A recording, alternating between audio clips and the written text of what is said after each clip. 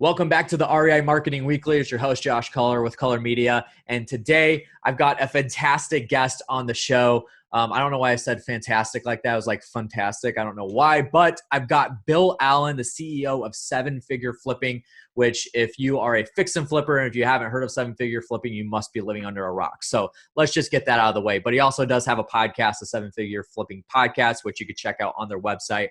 Obviously, like I said, in every other episode, everything that we talk about is going to be linked in the description below, so make sure you check that out. But Bill Allen, what's going on, man? Thanks for being on the show today. Thanks for having me, Josh. I'm excited to talk to you. Marketing is something that I absolutely love in all aspects of what we do. I think it's so important. Yeah, absolutely. And we were talking before the show, and one of the things that you like the most is data type stuff, which is totally the opposite of what I like to look at. Because I'm a creative. I understand data and I know it's important and everything, but I will do it all day long if I need to, but I absolutely hate it.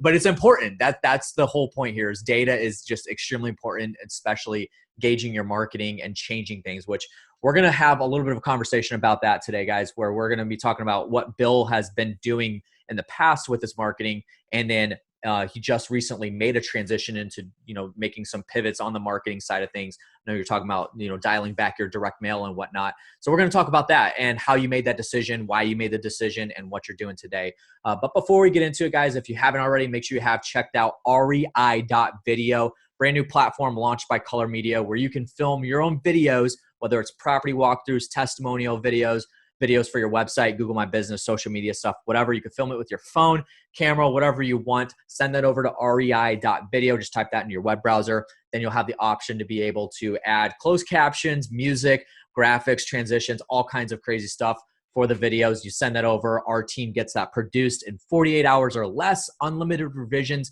so you get the exact videos that you're looking for. So try it out, rei.video. And then at checkout, if you type in first vid on the coupon code box, you'll get 50% off your first order. So make sure you check that out. So let's go ahead and get into the episode today. Bill, I want you to go ahead and introduce yourself. So a little bit of the origin story of who Bill Allen is and how you got to where you're at today. Go ahead and talk a little bit about Seven Figure Flipping and what you guys got going on there. Yeah. So if you guys didn't notice, that was fantastic marketing right there. So don't tell them that. Look, you got to understand it. Like, look, if you're listening to this, you got to understand what good marketing is, because you study it. This is what's so important about our business is marketing is everything. It's the heartbeat and the lifeblood of what we do. Right. And so when you understand that, what you do is you hear other things that you're like, man, that's fantastic. I love this. I want to take this. This is inspirational. So you're targeting me on Facebook right now. I'm watching your videos. I've been to that site even before we met here, and it's incredible value. Like, that monthly plan that you have is absolutely insane. So if you guys aren't taking him up on that and you don't have a full-time videographer like I do, go do that right now. Like, awesome. This is amazing. So, okay. There's a little bit more marketing for you. I'm going to chop that up and then retarget that. I'll pull you out of the list and I'm going to retarget everybody that. That's it. I'll tell you. So for me, you mentioned data, Josh. I'm an engineer. So my background is a mechanical engineering undergrad. I have a master's in aeronautical engineering, but it's with the military. So I got a ROTC scholarship to college. I was a Navy pilot. I flew active duty for about 15 years. I'm still a reservist. I'm in my 18th year right now. Still fly part-time for the reserves. Thank you for your service. You're welcome. It's been like an honor of mine to be a part of that. And I absolutely love it. And so I still do it. I mean, I run multiple companies and I still spend 60 days a year flying the students down in Pensacola. So I think for me, everything was kind of driven based on that. I was an entrepreneur when I was younger. I just didn't realize it. Mm-hmm. And once I kind of got unboxed and unleashed, it was a game over for me. I can never really work for anybody ever again. So I started like flipping one house a year. I joined this mastermind group, Seven Figure Flipping, when I had only flipped two houses. I paid $25,000, jumped in and said, well, if they're going to help me find one more deal and do one more, instead of doing one, do two, it'll pay for itself. Mm-hmm. So I quickly built a company while I was flying full time we did 70 deals the first year. We did 135 the year after that. And we did 185 the year after that. And we've consistently been doing about somewhere in the 160 to 180 deals a year. Wholesaling and flipping. We're about 80% wholesale, 20% flips. And I'm in multiple cities now. So that's kind of my story. I became one of the leaders of Seven Figure Flipping mastermind group. And then I had the opportunity to be the COO and run it. And then when Justin Williams, he started the company, he was ready to move out. He basically kind of gave me the opportunity to buy the company, and I did about 9 months ago. So that's Cool. that's my journey in both of those companies. The other company is called Blackjack Real Estate. So we're in Nashville, Tennessee, Chattanooga, Tennessee, Bowling Green, Kentucky, Huntsville, Alabama, and Pensacola, Florida right now. And we're starting to transition a little bit more virtually. So we're kind of just buying almost anywhere. I saw a deal come through the other day in Atlanta, Georgia. So Sure, absolutely. That's my story in a nutshell. Awesome stuff. And I do know many people. We were actually just talking about our good friend, Jeff Johnson, Zach and Stephanie Betters. I know several people that are in the group and they all just absolutely love it. So you guys make sure you check that out again. If you haven't heard of them, we're going to link that in the description below. So you have the opportunity to connect with Bill, connect with the group and see what they got going on, especially the podcast as well. So thank you for sharing that. And again, thank you for your service. Much appreciated on there. So let's go on and talk about this now. Something that we previously established what topic we're going to go into. We mentioned that we're both talkers, so we're going to try to keep this 20 minutes or less. But there's a lot of things that you just said that I want to unpack. And the first thing is like so you're in the Tennessee market, but I heard a lot of tertiary markets. Mm-hmm. What type of marketing approach do you take to that as opposed to like I guess you could call Nashville a primary market, and especially Atlanta, Georgia, primary markets? What would you do like differently in marketing from a primary market down to a secondary or a tertiary market? Like, how do you approach marketing differently between those that drastically different type of markets? Yeah. So I started my business in Pensacola, Florida, which I would say is a sub-market, right? We have about 350,000 people. My whole world was about 500,000, right around there, maybe 400 in multiple counties. So that was and the competition is a little bit lighter in areas like that. And then you have these big markets, these primaries, like major metros, right? Competition is tough. You got institutional money and things like that. So the way I look at it is in a sub-market, it might be a little harder to find a deal. A little easier to find a deal, but a little harder to sell it as a wholesaler. Sure. And then in a primary market, it's going to be more expensive and harder to find the deal, but you can sell it really fast. Mm-hmm. So I look at it that way. I look at like, how much money do I need to come in and build out a runway in marketing and have a plan? I don't just come in and shoot from the hip. And so I actually expanded from Pensacola. I moved to Nashville from Pensacola. And I didn't go into Nashville. I went into Chattanooga because Chattanooga looked just like Pensacola. And I didn't have the war chest and the money to go into Nashville yet. Yeah. So what I would say is if you are getting into this, the step one of it is look at your market, look at your skills and your abilities, and then see, like, do you have money or do you have time? How much money do you have? What does it look like? Come up with a plan and really say, okay, what does my world look like and where do I need to go? And then from there, you can decide, how am I going to attack this? So I had $30,000 when I got started, and I put $5,000 a month towards my whole business, marketing and overhead and everything. And so then I could break it down from there. How much can I spend on marketing? How much should that return me based on what I'm going to do? And then where's the best place for me to spend it? If I was going to get started in a major metro tomorrow, I would say, what is the zip code that is producing and I'm a wholesaler, right? And even a flipper. I look at supply and demand. What's the demand for my deals? And where's the zip code that has the most demand? Because then I only need to get like one or two of those deals of 200 maybe a year or of 2,000 a year. Yeah. I only need to get one or two to start my business. Right. So then I'm just going to own that zip code. Like I am going to jump all in and I'm going to own it. And I might put up flyers at like the pawn shop. I'm going to own it. Like I'm going to figure out how to master that area before I start expanding. A lot of people. Yeah, so you're talking about going deep first as opposed to wide. Yeah, but I look at it like fishing. I love to fish. So I'm going to go deep in the honey hole that I know that there's a lot of fish hanging out in that honey hole. Yeah.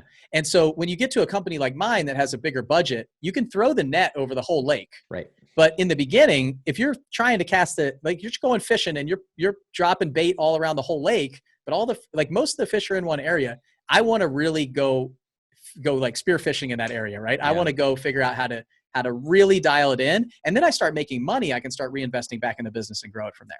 So the sub-markets are a little bit easier, I find, to find the deals. It's a little bit harder. Like your spreads aren't as big, but that might be what you want in the beginning. Hit some singles. But if you are in a big market and a metro, like a huge area, it doesn't mean you can't do business. Yeah. It means you have to be smarter about how you spend your money. You can go broke really fast. Oh, absolutely. And the efficiency of your marketing dollars are going to be less if you're not, planning it out correctly and budgeting right. I love that you went in that perspective, because a lot of people are, especially when they're first getting started, they're not sure what to do marketing wise. And I think you laid it out beautifully. And this can also go for people that if you're in a primary market and you're just fed up with everything going down, you could dial that back to a secondary or tertiary market and still take the same approach. So I think that's a really good perspective that you put on there.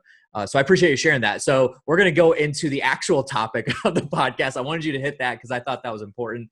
And when you're talking about the markets you're in, I heard a lot of, lower end markets that aren't as, heavily saturated with the population. So I wanted to hit on that. So one thing that you mentioned before we jumped on the show here was talking about how you've transitioned some of your marketing from previously. You talked about how I can't remember the exact number. I think you said like 80% or so was, direct mail. Now you've dialed that back to about, 50% or whatever number you said. So why did you make those transitions? What made you think about doing that in the first place? What data were you analyzing in order to get to that decision? And then how is that turning out now that you've made that transition? Okay. So the biggest thing for me is, you mentioned it just now, is if you're just getting started, like, what do you do? There's lots of there's confusion of what marketing. So what I did is I just picked one. Like, I picked one channel and I'm going to own that channel. And I'm going to start expanding off of that until I look at the data, right? So for the money that I spend, for every dollar that I spend, how many dollars am I making on that channel? And so when I start seeing that hit a law of diminishing returns, my decision now is, do I just mail to every single person in the area, or do I go to another channel? So what I see a lot of people do, and big mistakes in marketing, is you go try to do 5 different things. Yep. And it's a 0 and 1s game. Sometimes it returns a deal, sometimes it returns nothing. And I've worked with a client in the past who he had like 17 marketing channels. And every year it would just be like, I'm not sure where I'm going to put my money. I think I'll put like 500 here and 2,000 here. And I looked at his deal tracker and it's like 0s and 1s. There's no pattern at all. You can't see what's happening. And so for me, like at that time, there weren't a lot of people sending out more than like 5,000 pieces in my area of direct mail a month. So I'm like, well, if I send 30,000 pieces, there's going to be people that have no idea who we are and what we do. So I know that I can get calls. And then what I saw over time is, as that starts diminishing, the return starts diminishing numbers wise, then I'm going to start adding something else. And as I start making more money, I'm going to break off a piece of that budget to add something else. So what I did was I started with direct mail, and then I added on pay-per-click. So I added on online marketing, and nobody was really doing that. So at first my concern was, well, nobody's doing it. Maybe they're not doing it because it's not working. And nobody was doing it. Just the national people were doing it, like the national buyers. Right. And it was so cheap to get a click and get a conversion then. And so what I was seeing is maybe 5 to 1, $5 for every dollar I made on direct mail, but I would see 10 to 1 on my Google ads. I was like, whoa, can I spend more and make more? And so I even did a split test one time with direct mail and said, I would only mail every other month. So I was trying to hit more people with my budget. Sure. Because my budget didn't change. Yeah. So, and then what I said was, what if I hit them every month? What that means is, if right now I'm making $6 for every dollar I spend, if I make more than $3 for every dollar I spend, so I'm doubling the amount that I spend, then this experiment means that every month I make more money. And so what I did was I just constantly kept testing that stuff. So as I'll see a marketing channel, maybe like an owner occupied mailer in Nashville, for example, to 5 different zip codes, start producing $2, $1.85 for every dollar we spend. And we know we have to start chopping that. We have to cut it because we're bleeding. So as a big company right now, I have $1 million payroll in my company, Blackjack. So I need at least 3 to 1 to even be almost breaking even. Absolutely. Basically. So when I start seeing that start dropping, that's the data side of me. We just watch the numbers and I sit back and tweak the dials. So hopefully that answered your question. But the biggest thing is, like, do one thing, do it really well, and then track your numbers. Yes. I tell people, I preach this all over the place. I mean, even on my other podcast, the Content Marketing Playbook, I mean, when it gets down to like content marketing, just specifically, like, you could go to, try to build an audience on Facebook, YouTube, podcasts, like all this other stuff. But then you open that up to everything in marketing. Now you're looking at a million different things that you can do in marketing, but that doesn't mean that, first of all of them are going to work. Secondly, like, what I find too, Bill, is that a lot of people, they're bootstrapping, and that's okay. You got to start that way. Obviously, that's the way you started. That's the way I started. Everybody started was bootstrapping, doing things on your own. But what I find is a lot of people don't track their numbers. And so it's just exactly what you said. And that's one of the biggest reasons why I tell people not to jump into, multiple different marketing channels all at once, because first of all, if you don't have your tracking up, you're not going to be able to tell what is actually working and what's not. So you don't know what to turn off and what to keep, what to put more fuel on the fire. And so that's so key. So many people try so many different things. And then another thing that you said that I really, really am really a big fan of is if somebody's doing, like, if everybody's doing this one marketing channel, then it might be a good idea, maybe to do it, but try something else that nobody's doing. So you said PPC, nobody was doing it. So that's your chance to actually like capitalize on it. Because what I find a lot of times too, because again, most business owners are bootstrapping at the start, is that they don't know how to do PPC. They don't know how to do Facebook ads correctly. They don't know how to build it out. It's the whole concept of like, if you hand a basketball to me, I can shoot around and, have some fun with it, maybe play some pickup games or whatever, but I'm not going to make any money off of it. But if you put a basketball in LeBron James' hand, he's going to make millions upon millions of millions because he knows how to use it correctly. It's the same thing with these marketing channels. So you guys got to understand that is that, if nobody's doing a specific marketing channel, A, it may be a good idea to actually go after it, but B, learn it correctly or find somebody that does know how to do it. You're not going to find a marketing channel where there's not somebody that can teach you how to do it, or the internet can't teach you.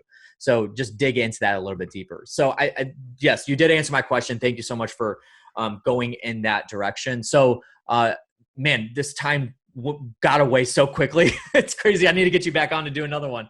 But I want to wrap this up with you talking about kind of how those decisions have impacted your marketing today and what that looks like. I mean, again, we're recording this episode on April 8th. We're in smack dab in the middle of this whole coronavirus pandemic.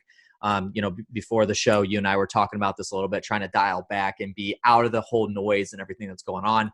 But obviously, you still have a business to run. So what are some things that have been impacted during this time period, or maybe nothing's been impacted because you do a lot of this virtually now? So what does that look like on the adjustment side of the marketing that you made? Yeah, I would say the biggest thing that we're looking at right now is just like really tracking this even tighter. So you mentioned like tracking your numbers. I didn't track my numbers for the first year and a half when I started my business. I did almost $700,000 in gross profit that first year. And it was only a couple people on the team. I was making great money, but I didn't have to. It was obvious that we were making a ton of money. And I think now even more than ever, the individual, even the one person, needs to track their numbers. Like even tighter than ever before. This was, 6 years ago. You could pretty much like send out a card and get some calls. And we even thought it was competitive then. So there's always going to be something that is the challenge for us. Right now, I'd say just tracking our numbers very specifically and regularly. So I only work before it was like an hour and a half, 2 hours every other week. I would talk to my COO, Nate.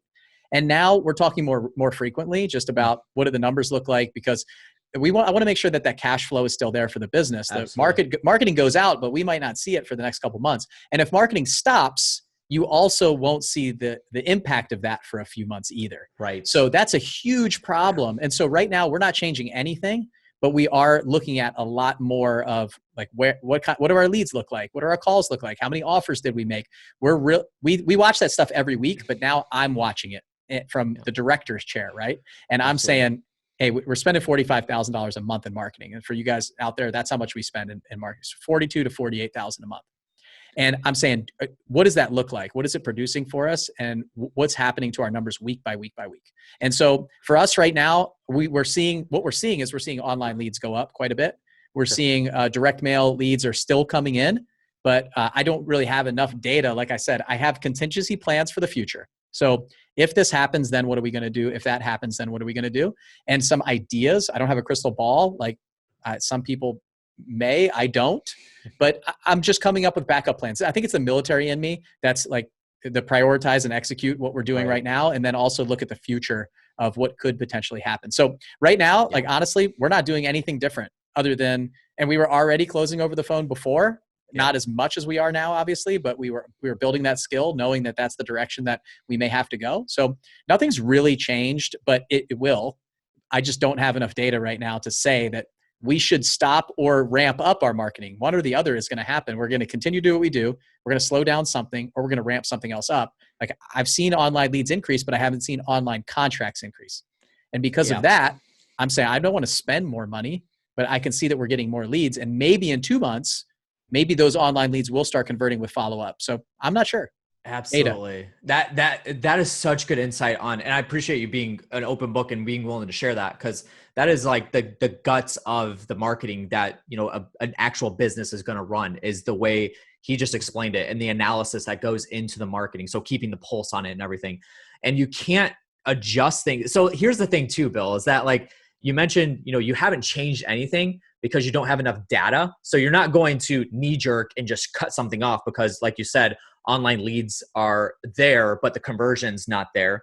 So but you're holding off right now until you can actually get firm data that online leads are either garbage or they're good enough to keep right now. So this is why it's so important to adjust, because you can analyze the data in your marketing and then make adjustments, even if it's a small tweak. It could be something as much of, like, for instance, for me, you mentioned you saw my ad for rei.video, and I had the ad, the original ad was up, and it was not like people were clicking on the website, but nobody was converting. So I had to look at that. And here's the key, is that I was able to reverse engineer. So then I thought about, okay, they're clicking on the website, they're going to the website, but why are they not converting? Is there something wrong with my website? So then I sent it to my web developer and my business coach, Henry Kaminsky, and he analyzed it, and we all got together and we looked at it, and we're like, this is why they're converting, because they don't know where to go. And so they got to the website and people had no clue what to do. So I was able to reverse engineer that by analyzing my numbers, which is people were seeing the ad, people were clicking on the ad, they were intrigued. My watch time on the video was extremely good. They were getting to the website, but they weren't converting. So I had to reverse engineer that, which is why tracking your numbers and marketing is just so vital. Because if I would have just shut that off and said, this ad doesn't work, then I would have lost out on a lot of leads coming in and actual business coming in and orders getting placed, which I did make that adjustment, and orders are being placed now. So this is like, that's exactly what happens. I've got to jump in here because you're talking about something that they may, like, people are listening are running real estate business. So it's the same thing in real estate business. To relate this here, it's a funnel. So you've got your marketing that goes out. You've got some sort of direct response that's happening, right? And then you've got areas in your organization, in your company. You've got a lead intake person that answers the phone potentially, or they're leaving a voicemail. Mm-hmm. You're calling them back. You've got a salesperson that's converting. It could all be you, but there's all these different points along the way. And so just if you look at the number of mailers that you sent out and the amount of money that comes in, like, that's just a very basic analysis of what's happening. Yeah. Inside of there's something that could potentially be broken that, if fixed, could double or triple your income or revenue. So it could be the person on the phone is just horrible at setting appointments. It could be that your salesperson just stinks, or maybe you stink at sales and you need to bring somebody in. And that's what happened to me in the beginning. Or maybe it's you can't get something to closing, or all of your deals have so many problems that they fall out of contract during the transaction period because there's so many liens and judgments and all that stuff. And then maybe your marketing, like your who you're hitting is the wrong avatar. Yeah. So you've got to, and I don't want to overwhelm people, but it's very easy to look at that. I've got the same thing. I mean, we just launched something where people, they're watching, they're attending the call, then they're hitting the site and it's not converting. And I said, I can see exactly why it's not converting. It's confusion. And the same stuff happens in our real estate businesses. It happens everywhere. And like, what are we doing about it? So don't just look at the top and the bottom of the funnel. You've got to look at everywhere. It could be, shaped wrong. It's squeezing people too tight. Your process is too involved, too difficult for them to give you their information. Lots of different things in the real estate business. Yeah, and I'll tell people, I'm glad you kind of you skimmed over it and you said, I don't want to overwhelm people, and I agree with that. I do not want to overwhelm people because this is a lot of information, even for somebody like me that this is what I do on a day-to-day basis. Like, I literally have a team of 8 people on the Color Media team that all we do is content marketing, and we do a lot of analyzing and analysis and stuff like that. And that stuff I hate doing, but I know I have to do it. I just got to bite the bullet because it's important. And the challenge that I would give to you, the listeners, that somebody challenged me with was, if you are serious about your business and you're going to you're not going to half-ass that. You're going to full-ass your business, full-ass your marketing too. So because if you don't go all in on your marketing and do the things maybe you don't enjoy doing, then your business is not going to run the way it could or should run and reach that potential. So that's the challenge I want to give to you guys. Even though you may not like doing all this marketing stuff and you're not analytical, maybe you're a creative like me, you still got to understand that this is so important, because you could be making a lot more money. You could be converting a lot more leads if you actually did this stuff that we're talking about here. So, man, that was good. We're gonna put this fire out though, because we got to let you go. We're gonna get you back on to talk about more stuff though, Bill. I appreciate your time. I really do, and thank you for sharing everything that you have. You were open book. And just so many nuggets that are going to be pulled out of here and redistributed on social media for us. So thank you for sharing everything. Bill, I do want to give you the opportunity for people to reach out to you if you would let them, whether that's through social media, if you want them to connect with the podcast, go to the website or whatever. What's the best way for somebody to get in contact with you or learn more about especially 7-figure flipping and stuff you got going on? Yeah, the 7-figure flipping podcast is a great place to just kind of listen to some of that stuff. It's I think we put out episodes like twice a week. So we do different series that hopefully will help entrepreneurs and other primarily flippers and wholesalers. That's our world. We're about 50-50. And then you can go to 7figureflipping.com. Obviously, I don't know. My team's trying to build like Instagram following and all this stuff, but that's the best place. Like if you go to 7-figure flipping, it's the number 7figureflipping.com. And we have an awesome event every October. Hopefully all that stuff's still rolling, but Flip Hacking Live is it's my favorite time of the year to get together. We had about 600 plus investors there last year. We brought in some great speakers. It's just an awesome time. So it was nuts, man. Pretty much it. So yeah, I saw pictures and videos of it, and man, I need to be there. So maybe I'll swing by, even though I'm not a flipper. I'm still gonna come by. You should. Hey, I'll tell you what. It's interesting because it really is about entrepreneurship and business owners and mindset and developing yourself. I feel like it doesn't matter what I do. I can be dropped on the corner with no money, start a business tomorrow, and it doesn't have to be in real estate. And it's because of what I learned inside a mastermind group at these events and the personal development that I've created. So it's all mindset, like we talked about before. So anyway, thanks for having me on. I like you said, I like to talk, so we could keep going. We could totally. Guys, I'm going to have the websites and everything that we talked about, the podcast, 7-figure flipping website and everything linked below. So make sure you check that out in the description and make sure to connect there and learn more about what Bill's got going on. Bill, thank you so much for being on the show, man. I appreciate it. We'll have you back again soon. Thanks for having me, Josh. See you. All right, guys, that's going to do it for today's episode. Thank you so much for joining us for the REI Marketing Weekly. Again, make sure you go check out rei.video. Just go to your web browser and literally type in rei.video and it'll direct you right to the website. Use coupon code FIRSTVID for your first order, 50% off, and you're good to go. You can try it out. And then make sure you are subscribed to the podcast. If you haven't already, leave a review on Apple Podcasts if that's how you listen. Thank you so much for listening in today, and we'll catch you on the next one. See you later.